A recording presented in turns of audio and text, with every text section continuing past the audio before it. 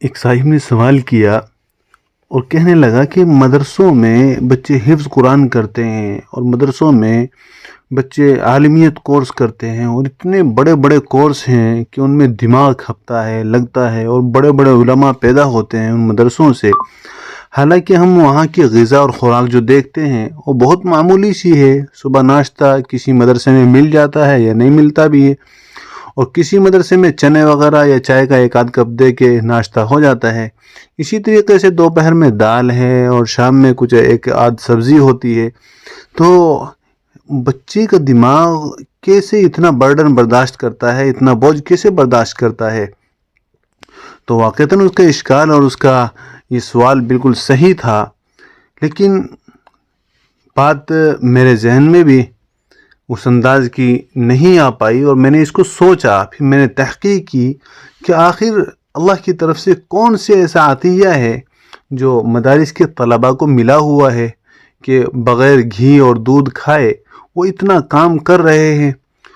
تو جب تحقیق ہوئی تو پتہ چلا کہ دال جو طلباء کھاتے ہیں وہ بہت ہی اہم اور امپورٹنٹ چیز ہے دماغی حضرات اور دماغی کام کرنے والوں کے لیے، کیونکہ دال آپ کے دماغ کی بہترین دوست ہے۔ گندم، دالیں، چاول اور دلیا ایسی غذائیں ہیں جو دماغ کو تقویت پہنچاتی ہیں۔ ان میں ہر قسم کے فائدہ مند اجزاء جیسا کہ فائبر، وٹامن بی اور ای اور دیگر مفید معدنیات ہوتے ہیں۔ ان میں موجود فائبر اور پیچیدہ کاربوہائیڈریٹس آپ کے جسم و دماغ کی بند شریانیوں کو کھول دیتے ہیں۔ شریانیں صاف ہونے سے دماغ تک پہنچنے والا خون آکسیجن سے بھرپور ہوتا ہے اور آپ کو برین اسٹروک اور ڈیمینشیا جیسی چیزوں سے محفوظ رہنے میں مدد کرتا ہے۔ ڈیمینشیا اتنی خطرناک بیماری ہے کہ جس بندے کو لگ جاتی ہے تو وہ دماغ سے یوں سمجھو کہ بالکل آؤٹ ہو جاتا ہے، فیل ہو جاتا ہے، اس کا اسکرو ڈھیلا ہو جاتا ہے اور اس کو کوئی بھی چیز یاد نہیں رہ پاتی۔ وہ دن پر دن یہ سوچتا چلا جاتا ہے کہ مجھے یہ چیز آج ہی بتائی گئی تھی اور پھر مجھے یاد نہیں رہی۔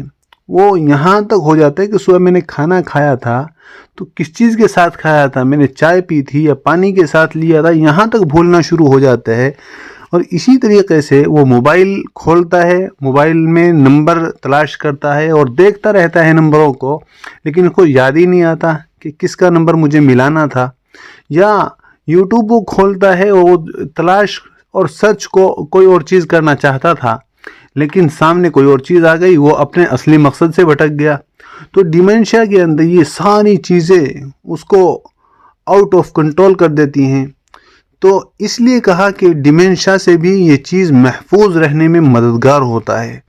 تو دلیا اور دال اتنی بڑی یہ چیزیں ہیں کہ یہ اعضاء کو انتہائی اور خاص طور پر دماغ کو انتہائی قوت عطا کرتی ہیں۔ اس لیے ماہرین اطباء اور ڈاکٹرز کی جانب سے روز مرہ کی خوراک میں دالوں کو ضرور شامل کرنے کی تجویز دی جاتی ہے، اور ماہرین کے مطابق کم سے کم 1/4 پلیٹ دال یا اجناس روزانہ کھانی چاہیے۔ اب آپ اندازہ کیجئے کہ بڑے بڑے ڈاکٹرز لوگ اپنی غذا میں اس کو شامل کرتے ہیں۔ اس کا بھی تو کوئی نہ کوئی اس کا راز ہے کہ جس کی وجہ سے اتنے بڑے بڑے ڈاکٹرز اس کو کھا رہے ہیں۔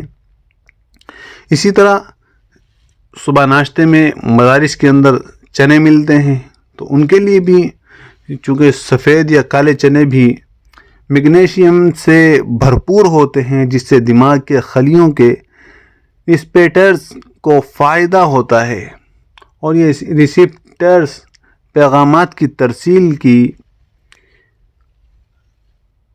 رفتاری کو تیز کرتے ہیں اور خون کی شریانیوں کو خون کو کھول کر دماغ تک خون کی آسانی فراہمی کو ممکن بناتے ہیں۔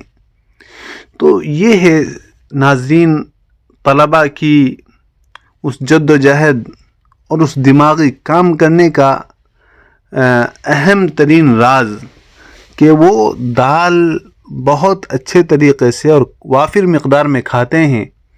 اللہ پاک ان ہمارے نونہالان طلباء کی خوب مدد فرمائے اور نصرت فرمائے۔